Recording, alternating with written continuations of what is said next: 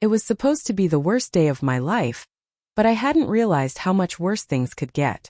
Losing Lucas had torn a hole in my chest that I was sure would never heal. The accident that claimed his life had taken everything from me. His smile, his touch, his laugh. And yet, there I was trying to keep it together for everyone around me. The funeral, the condolences, the endless parade of well-meaning friends and family, who could never quite understand the weight of the emptiness inside. But nothing could have prepared me for what I found a month later. It was late one evening when I was going through the things in our old apartment, trying to sort through the remnants of the life we'd built together. I had already packed most of the clothes, the personal items, but there was one drawer I hadn't touched. It was his desk drawer, full of old receipts, random papers, and the kind of junk you never throw away but never actually need. As I pulled it open, I noticed something different. A bundle of letters, tied together with a faded red ribbon. They were old, the paper yellowed with age, but they weren't addressed to me. I recognized the handwriting though. Sophie. Sophie was my best friend, the person I had leaned on through everything. The one who had been there for me when I met Lucas, when we got married, when we started our family. And now, she was the person whose name was written in those letters, as if my husband had been sending her private messages, ones that I had never seen before. I felt my heart skip a beat. I pulled the stack of letters from the drawer and sat down on the couch, holding them in my trembling hands. My mind was racing. What was this? Why hadn't I known about them? I felt an irrational sense of betrayal flood over me, but I couldn't stop myself. I had to know. The first letter was dated 2 years ago.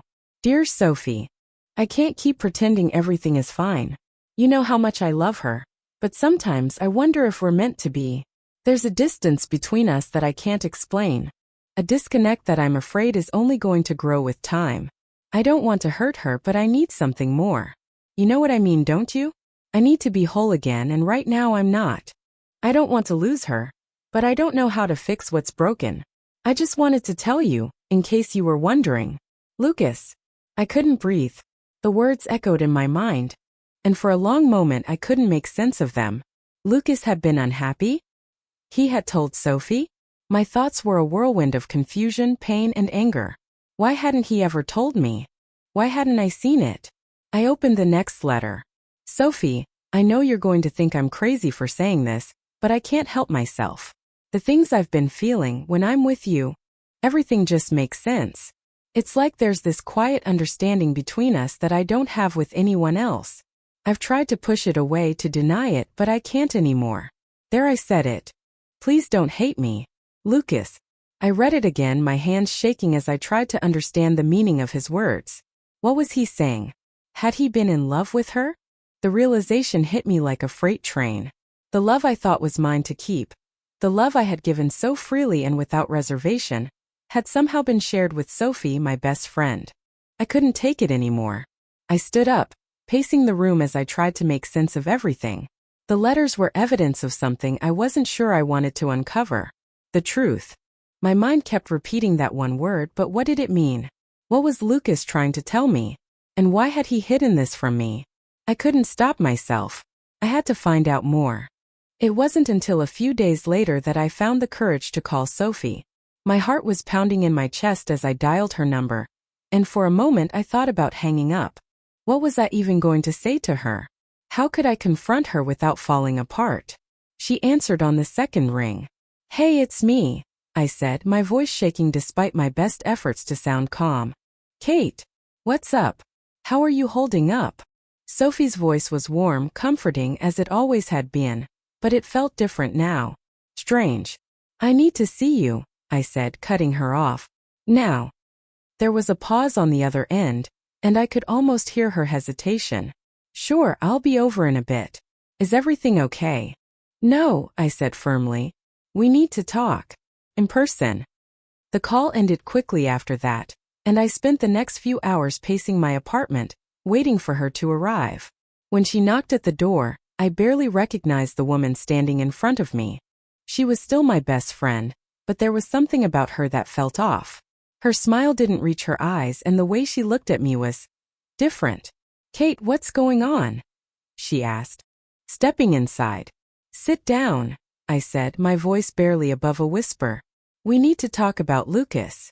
Her face tightened at the mention of his name, but she said nothing. I wasn't sure how to start. How to even begin asking the questions I needed answers to. I found the letters, I said, finally, my throat dry.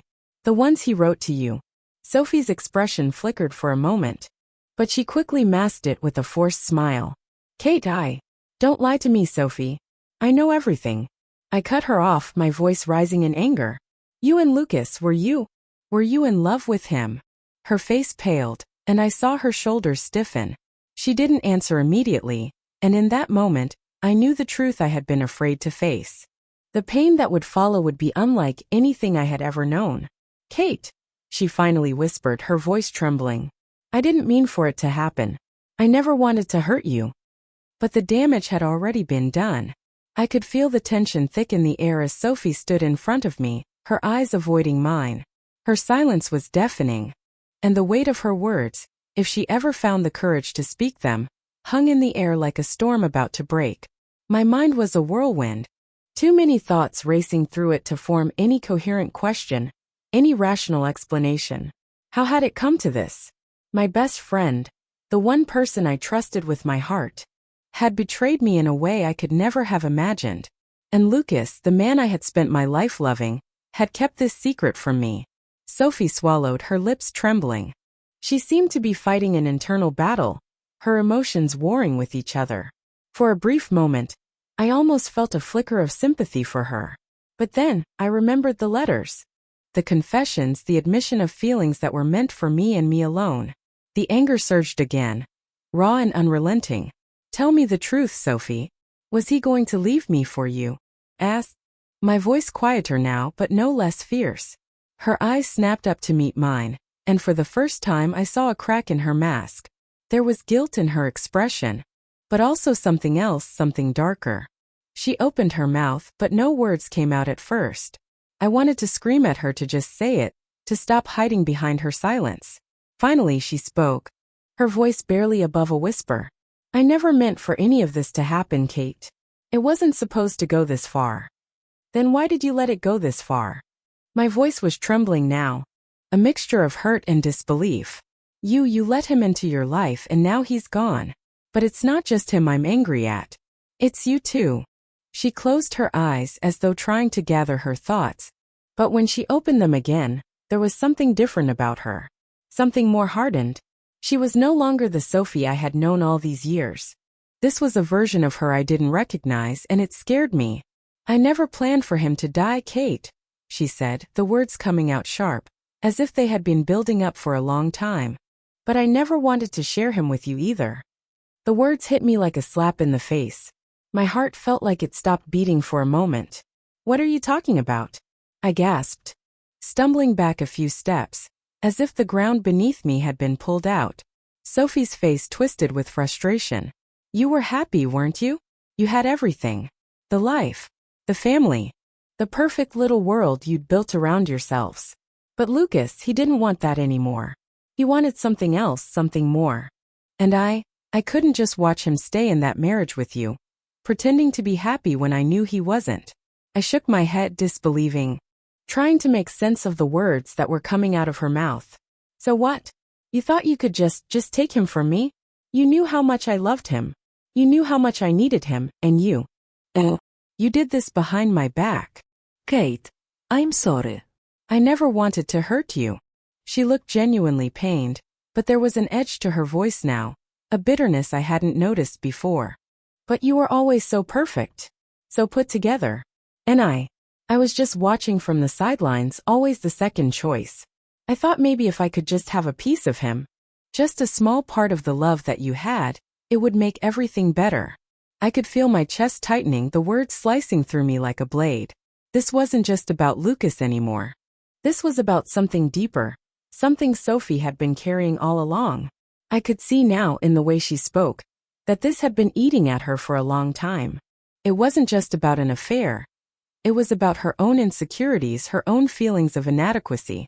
You're sick, Sophie, I said, my voice cracking with emotion. You're seriously telling me that you did this to make yourself feel better? No, Sophie snapped, standing up straighter. I did this because I loved him. Because he loved me. And for once in my life, I wanted to be the one who mattered. I recoiled as if I had been slapped. You loved him? You really think that's love? Because love doesn't destroy people, Sophie. It doesn't tear apart families. It doesn't hide behind lies and deceit. What you did wasn't love, it was selfishness. Sophie's eyes darkened, and for a moment, I thought she might lash out at me. But instead, she took a deep breath, as though bracing herself for what was coming next. I didn't want him to die, Kate. But I wanted him to choose me, she said, her voice shaking with emotion. I wanted him to leave you and come to me. I thought if I pushed him enough, he would. I could feel my knees shaking, my body giving way to the onslaught of emotions. Anger, betrayal, confusion, all mixed into one suffocating feeling. My best friend had been in love with my husband, and she had done everything in her power to tear us apart. But even worse, she was now admitting, without any remorse, that she had been behind his death. She had manipulated him into thinking there was something better waiting for him. Did you? I hesitated, barely able to speak the words. Did you have anything to do with his accident? Sophie flinched, her face paling. I saw the flicker of guilt in her eyes, and for the first time, I wondered if there was more to the story than I had realized. I didn't want it to happen, Kate. I didn't, she said in a whisper, her voice breaking. But Lucas was going to leave you. He was planning it. He told me he would. He was so torn. And I knew that if I pushed hard enough, he would come back to me. I didn't think it would end like this. The words hit me like a cold wave, and I staggered backward, my hands shaking as I braced myself against the couch. You pushed him? You, oh God. She looked at me, a hint of regret in her eyes now. But it wasn't enough. I couldn't find it in myself to forgive her. Not for what she had done to me. Not for what she had done to Lucas. And certainly not for the way she was justifying everything. She had pushed him away, driven him to make decisions that led to his death. And now she was standing here, telling me she had no idea how things had gone so wrong. I never wanted this, Kate. She repeated, her voice barely audible. But I'm sorry. I'm so sorry. Sorry. Sorry didn't bring him back. Sorry didn't undo the damage. Sorry didn't change the fact that the woman standing in front of me had been part of a twisted, heartbreaking betrayal I couldn't even begin to process. Sorry isn't enough, I whispered, tears starting to well up in my eyes. Nothing will ever be enough. And with that, I turned away from her, knowing there was no going back. I sat in silence long after Sophie left. The door had barely clicked shut when the weight of her confession settled over me, suffocating me. The words she had said kept echoing in my mind, looping endlessly like a broken record. She never wanted to hurt me. She never meant for Lucas to die. But she pushed him, manipulated him. And in the end, her selfishness had led to everything being torn apart. She hadn't just ruined my marriage. She had taken a piece of my soul that I'd never get back. I couldn't process it all at once. There was too much to untangle, too many lies to confront. But one thing I knew for sure was that nothing about this felt like an accident. Sophie's words, her guilt, the way she had almost admitted to pushing Lucas away. There was a darkness there, one I couldn't ignore. It was as if she had been playing some sick game. And in the end, I was the one who had lost. The days that followed were a blur. I didn't know how to go about my life anymore. Every time I passed by a place we had visited together, every time I saw a photo of Lucas, I was reminded of what had been stolen from me. And now Sophie, the one person I trusted more than anyone, had taken that trust and shattered it into 1,000 pieces. I couldn't look at her the same way anymore. I couldn't even bear to talk to her. I didn't want to hear her apologies or excuses. What she had done was unforgivable. The nights were the worst. I would lie in bed staring at the ceiling, feeling the heavy emptiness of the room press down on me. The sheets on his side of the bed, still warm, still carrying the faint scent of his cologne. His absence was all around me, suffocating, like a presence that couldn't be escaped. I was surrounded by reminders of him, but none of them brought me comfort. Nothing could. And yet, despite all the pain, I couldn't help but think about what Sophie had said. The fact that Lucas had been planning to leave me. Was that true? Had he been unhappy? Had I missed all the signs? I'd always known that relationships weren't perfect, but I had never imagined that my marriage was in such turmoil. The thought that Lucas, the man I had loved with everything I had, was thinking about leaving me for her. Someone who had always been in the background, someone I had never thought to question, made my stomach churn. I needed answers. I needed to know if what Sophie had said was true. If Lucas had been planning to leave me, if he had truly wanted to be with her, then I had to understand why. I had to confront the ghosts of my marriage before I could even begin to heal. It was a week before I could bring myself to return to the site of the accident. It had taken all my strength to make that decision, but I needed closure.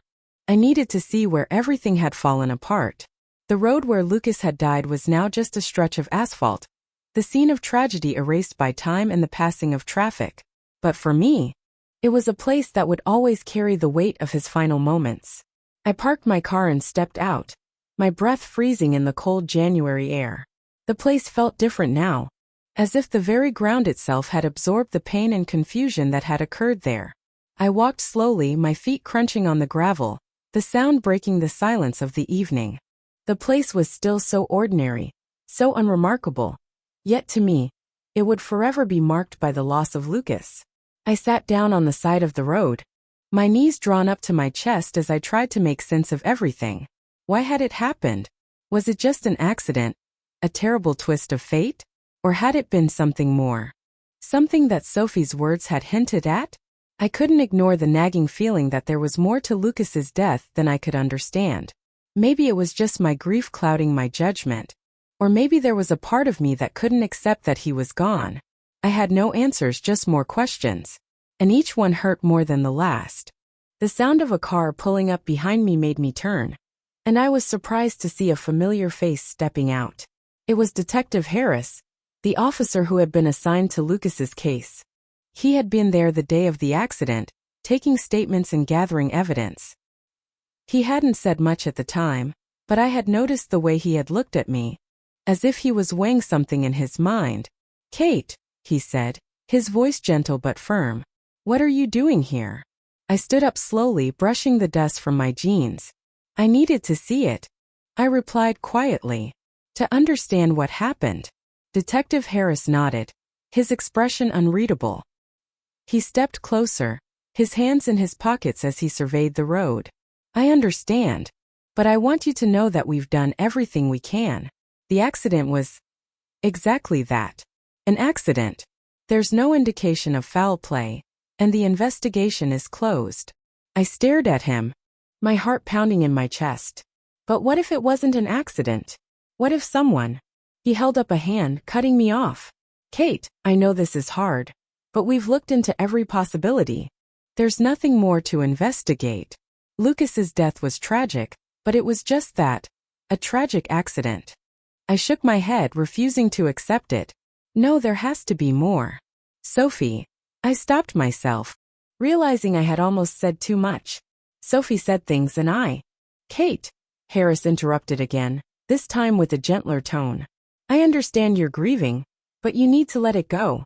Sometimes, the truth is harder to face than the answers we want. The best thing you can do now is to focus on healing." Healing? The word felt foreign, distant. How could I heal when everything was broken? When I was drowning in the wreckage of my own life? But despite my anger, despite my refusal to believe that the accident had been just that, an accident, I knew deep down that Detective Harris was right. I had no proof, no evidence, only suspicions. And I couldn't let my grief consume me any longer. "I don't know how to move on," I said, my voice barely a whisper. "I don't know where to go from here." Harris gave me a sad, understanding smile. "You don't have to have all the answers right now, Kate. But you will find a way. One step at a time." His words, while comforting, didn't make the pain go away. It would never go away. But maybe, just maybe, I could start to rebuild from the pieces that were left. The road ahead would be long, and I wasn't sure I was ready for it, but I knew I had to try. For myself. For Lucas. As I walked away from the site of the accident, I felt a strange sense of calm settle over me. I wasn't sure if it was because I had accepted the truth, or because I was just too tired to keep fighting. But in that moment, I realized that healing wasn't about finding all the answers. It was about learning to live with the questions. And for the first time in weeks, I felt like I might be able to do that. I spent the next few days in a daze. My mind was a maze of conflicting emotions, grief, betrayal, confusion, and I wasn't sure how to navigate it anymore. Sophie's words haunted me, her admissions and excuses running over and over in my head. She had been so sure of herself, so confident in her version of the story. But I couldn't help but feel like there was more she wasn't telling me. There had to be. The way she had spoken about Lucas, about how she had pushed him, how she had manipulated him into making choices that ultimately led to his death. It felt like the tip of the iceberg. But there was still something off about it. I couldn't put my finger on it, but something told me there was a deeper truth buried beneath the surface. Lucas had always been a man of secrets. It wasn't like him to keep things from me, at least not in a way that mattered. Not in a way that would destroy us. But now, it seemed like everything had been a lie. All the happy moments we had shared. All the promises we had made to each other. Everything was clouded with doubt. Was it all just a facade? Had he been planning to leave me for Sophie? Had he truly been unhappy as she claimed? Or had she been the one creating the rift between us, forcing him into a decision he hadn't wanted to make? I couldn't stop the questions from eating at me, and each one made the pain sharper, more unbearable. The house felt emptier than ever before. The silence was deafening, and I couldn't escape it. Even when I tried to keep busy, when I went to work or met with friends, the weight of my thoughts dragged me down. I wasn't just mourning the loss of Lucas.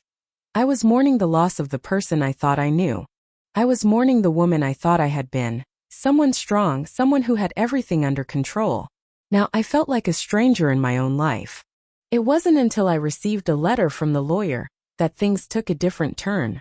I had been expecting it, of course. The paperwork for Lucas's estate, the distribution of his belongings, all the formalities that followed a death. But this letter was different. It was an envelope marked with the law firm's logo, and inside was a small card neatly folded. It was from Lucas's attorney. "Kate," the card began, "I regret to inform you that Lucas had made arrangements for a meeting before his passing. He had requested that you be informed of a final matter that he wished to address. I have attached the details regarding the meeting, and would encourage you to come as soon as possible." I read the words over and over, my heart beating faster with each pass. What could this be? Lucas had made arrangements to meet with someone? Why hadn't I been told about this before? And why had he kept this secret from me? I stared at the card for a long time, wondering if I should even go. Part of me wanted to run from whatever it was, to shut it all out and pretend like it didn't exist. But another part of me, one that I couldn't ignore, needed answers. I had to know what Lucas had been keeping from me. If there was something he had meant to tell me, something he had been hiding, I needed to hear it, no matter how much it hurt. I drove to the lawyer's office the next morning, my mind racing as I navigated the streets. The building was tall and imposing, a stark contrast to the small, intimate meetings I had always imagined in such places. The lawyer, a man named Mr. Westbrook, greeted me in a sterile office with a cold handshake. There was no warmth, no sympathy, just business. It was as if he had done this 1,000 times before, and I was just another client walking in for another session of bad news. "Please have a seat," he said, gesturing to the chair across from his desk. "I know this must be difficult for you, Mrs. Matthews. I wish the circumstances were different, but we must go over the contents of your late husband's will." His use of Mrs. Matthews made me wince. Felt wrong now. I wasn't Mrs. Matthews anymore. I was just Kate, and that was something I was still struggling to accept. I sat down, my hands shaking as I tried to focus. "What is this meeting about?" I asked, my voice low. "Mr. Westbrook didn't beat around the bush. He opened a file in front of him and slid a few papers across the desk. "Lucas had made some very specific requests in the event of his passing," he explained.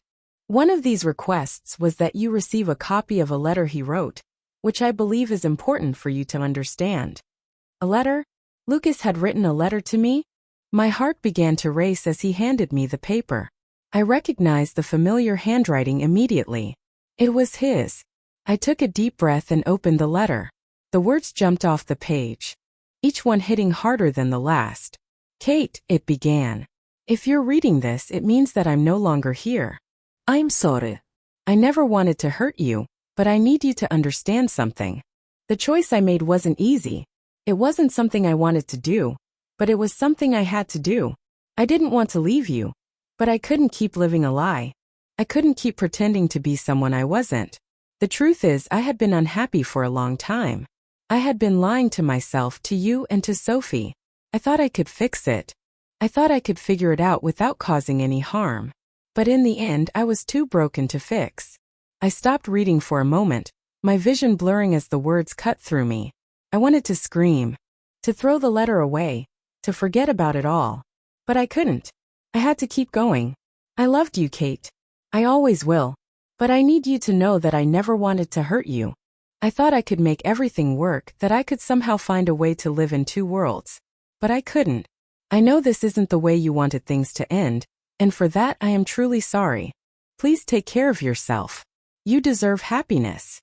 I dropped the letter onto the desk, my hands trembling as I tried to process the words. I had known deep down that Lucas had been unhappy, but to hear him admit it in such a raw, honest way, it felt like a slap in the face. The betrayal wasn't just Sophie's, it was his too, and I didn't know how to live with that. Mr.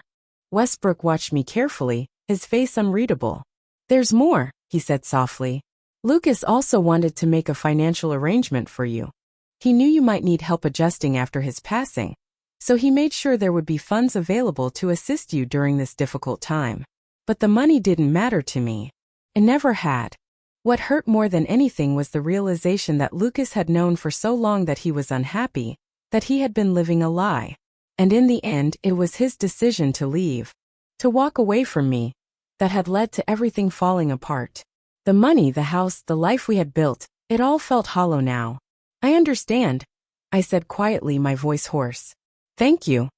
As I walked out of the office, the weight of Lucas's letter pressing down on me, I couldn't shake the feeling that I had just uncovered another layer of the truth. But it didn't make me feel any better. It only made everything feel more complicated. There were no easy answers, no simple way to make sense of it all. The man I had loved had been living in a world of his own, and I had never truly known the full story. I had no idea what the future held, but one thing was clear. I was going to have to rebuild everything from the ground up. And that was going to take more strength than I thought I had left. The weeks that followed the lawyers' meeting felt like a slow-motion nightmare. Every corner of my life seemed filled with echoes of Lucas, his absence a constant, suffocating presence. I spent my days working, trying to force myself into some semblance of routine, but my mind always drifted back to that letter, to the things Lucas had written. He had been unhappy, and I hadn't seen it. I had thought everything was fine, that we were just two people in love, struggling through the ups and downs of life. But his letter had revealed the cracks in the foundation, the quiet discontent that had been festering beneath the surface. It was a pain I couldn't shake, no matter how hard I tried. I avoided Sophie for as long as I could. I didn't want to see her, didn't want to hear her explanations or her apologies. But eventually there was no way to avoid it. She showed up at my door one morning, unannounced. Her face was pale, her eyes filled with the same guilt that had been there when we last spoke. I had expected this, but it didn't make it any easier. Kate, she said softly, her voice trembling. I need to talk to you. I didn't know what I wanted from this conversation. Maybe I wanted her to explain herself, to tell me everything I had missed. Maybe I wanted to hear that it wasn't her fault, that Lucas had made his own choices. But deep down I knew that wouldn't be the case. Sophie had been the catalyst for everything, whether she had intended it or not. I stepped aside to let her in, not trusting myself to speak. She sat down on the couch, wringing her hands together nervously. I'm sorry, Kate, she began, her voice barely above a whisper. I never meant for any of this to happen. I didn't want Lucas to die. I just couldn't keep pretending anymore. I loved him, Kate, and I know I should have stayed away. I should have respected your marriage, but I didn't. And I'm sorry. I stood there, my heart pounding in my chest. Her words stung, but they were nothing new. I had heard the same things 100 times in my mind, from her and from myself. I didn't know what I expected her to say, but this wasn't it. Why? I finally asked, my voice barely audible. Why did you do it, Sophie? Why did you go after him like that? Didn't you see that we were happy? Didn't you see what you were doing to me? She looked away, ashamed. I don't know, she admitted, tears welling up in her eyes. It wasn't supposed to be like this. But I never stopped loving him. And when he started pulling away from me, when I saw the cracks in our relationship, I couldn't let him go. I thought if I could just make him see, if I could just remind him of what we had, then everything would be okay. But you didn't care about what it was doing to me. I snapped, my anger flaring up again. You didn't care that you were tearing apart my life, that you were taking something from me that I could never get back. You were my best friend, Sophie. I trusted you. And you betrayed me. I know, she whispered, her voice breaking. I know I don't deserve your forgiveness. I don't even know if I can forgive myself. I've been living with this guilt every day since it happened. And I know it doesn't change anything, but I am truly deeply sorry. I stared at her, not knowing how to respond. Part of me wanted to forgive her, to let her take the blame so I wouldn't have to carry it anymore. But the other part of me knew that forgiveness wasn't that simple. Not when the damage had been done. Not when my entire world had been shattered. I can't just let this go, Sophie, I said quietly, my voice steady despite the flood of emotions inside me. I can't just pretend like everything is fine, like you didn't betray me. I don't know if I can ever trust you again. I don't know if I can ever forgive you for what you've done. She nodded, her shoulders slumping in defeat. I understand. And I don't expect you to forgive me, Kate. I had to tell you. I had to try to make things right, even if it's too late. I looked at her for a long moment, seeing the desperation in her eyes, the raw regret that seemed to emanate from her. But it didn't change anything. I had already lost Lucas. I had already lost myself. And Sophie, no matter how sorry she was, couldn't undo the damage she had caused. You should go, I said, my voice firm. I need space. I need time to figure out what to do with all of this. She didn't argue, didn't try to say anything more. She simply stood up, her eyes filled with tears, and left the apartment without another word. The silence that followed was suffocating.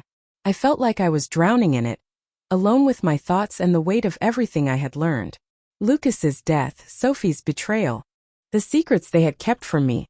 Everything felt like too much to carry. But there was one thing I had learned through all of this. I couldn't stay stuck in the past. I couldn't keep holding on to the anger, the betrayal, the pain. I had to let go. For my own sake. I had to find a way to move forward. And so, I made the decision to leave. To leave behind the life that had once been mine. To leave the apartment we had shared. The place that now felt like a tomb for all the memories of Lucas. Packed up my things, not knowing exactly where I was going, but knowing that I couldn't stay where I was. I needed a fresh start, a place where I could heal, where I could rebuild myself. The road ahead was uncertain, but for the first time in months I felt a glimmer of hope. I didn't know what the future held, but I knew one thing for sure. I would find my way. I would learn to live again, to love again, to trust again, maybe not today, maybe not tomorrow, but someday. And that was enough for now.